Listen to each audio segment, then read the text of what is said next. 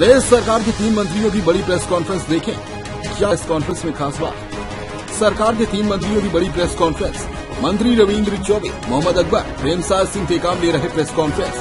चौबे ने कहा कवर्धा को लेकर सभी के बीच चर्चा हो रही है। यह शांति का टापू है। एक ध्वज को उतारने और 2 लोगों की आपसी लड़ाई को जो रूप दिया गया वह दुखद है। सीएम ने निर्देश दिया है वीडियो फुटेज में जो भी दिखाई दे रहा है उन पर सख्त कार्रवाई होनी चाहिए। एक रात पहले वहां के स्कूलों में कुछ लोगों को क्यों ठहराया गया था, क्यों आए थे, किनके बुलावे पर आए थे, उसे चिन्हित करना जरूरी है।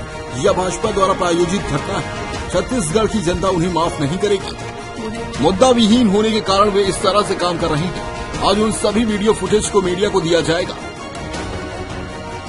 समाज प्रमुखों की शांति समिति की बैठक हुई और सबने इस घटना की एक स्वर में निंदा की। सभी समाज प्रमुखों के साथ प्रशासन ने शांति मार्च निकाला और समूचे कवर्धा में और कवर्धा जिले में लोगों ने उसकी सराहना की कि छत्तीसगढ़ में इस प्रकार का कोई सांप्रदायिक जो सद्भाव बिगाड़ने की कोशिश किया जिन लोगों के द्वारा, उसकी सब लोगों ने एक स्वर में निंदा की।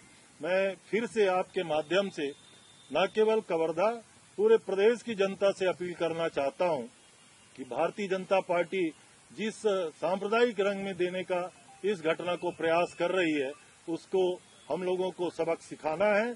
और पूरे कवर्धा में आज शांति का माहौल है। कर्फ्यू में भी काफी ढील दी गई है। नवरात्रि का पर्व है।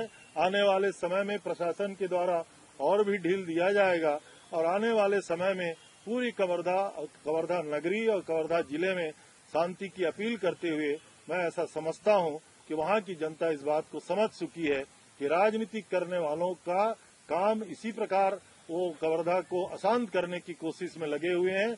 लेकिन वहां की जनता शांति प्रिय जनता है और आज कवर्धा लगभग पूरी तरह शांत है। मैं अपनी बात अभी कह रहा हूं कि जो वीडियो फुटेज में जिनके चेहरे हैं वो आईजी ने कहा है कि भारतीय जनता पार्टी के चेहरे दिखाई दे रहे हैं, नंबर 1। नंबर 2, बाहर से लोग क्यों बुलाए गए थे। नंबर 3, स्कूलों में या अन्य स्थानों पे उनको क्यों ठहराया गया था। और नंबर 4, सांप्रदायिक रंग देने के लिए दूसरे दिन जुलूस निकाल करके इतना बड़ा माहौल को सांप्रदायिक रूप देने का प्रयास जो किया गया, मैं ऐसा समझता हूं, ये बात मैं कह रहा हूं, ये शासन के पास इसके तथ्यात्मक सबूत हैं और आने वाले समय में आप सबके सामने भी वो सबूत उपलब्ध करा दिए जाएंगे। एक बात मैं आपको बता दूं कि कुछ गलतफहमी भी इसमें है। हसदेव अरण्य क्षेत्र के बारे में जो बात कर रहे हैं, उनको आशंका है कि हसदेव अरण्य क्षेत्र को जो कोल ब्लॉक है उसके लिए शामिल कराया जा रहा है। ऐसी कोई बात नहीं है।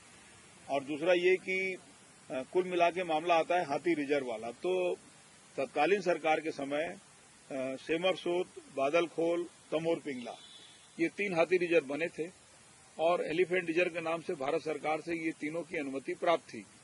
चौथा जो था लेमरू के बारे में 2007 में भारत सरकार के से सैद्धांतिक सहमति आई थी और उसमें नोटिफिकेशन किया जाना था। लेकिन 2007 से लेकर 2018 तक 11 वर्षों में उसका नोटिफिकेशन नहीं किया गया। हमारी जानकारी के हिसाब से वहां कोल का बहुत बड़ा भंडार है। कोयले के भंडार होने के कारण उन्होंने नोटिफिकेशन नहीं किए, ऐसा हमारा अनुमान है। अब सरकार बदलने के बाद फिर से सर्वे हुआ, क्षेत्र का जो भौगोलिक स्थिति है उसको देखा गया, हाथियों को जलवायु पसंद है उसके बारे में जानकारी ली गई और मंत्रिमंडल के सामने वन विभाग की तरफ से प्रस्ताव प्रेषित किया गया 1995 वर्ग किलोमीटर का।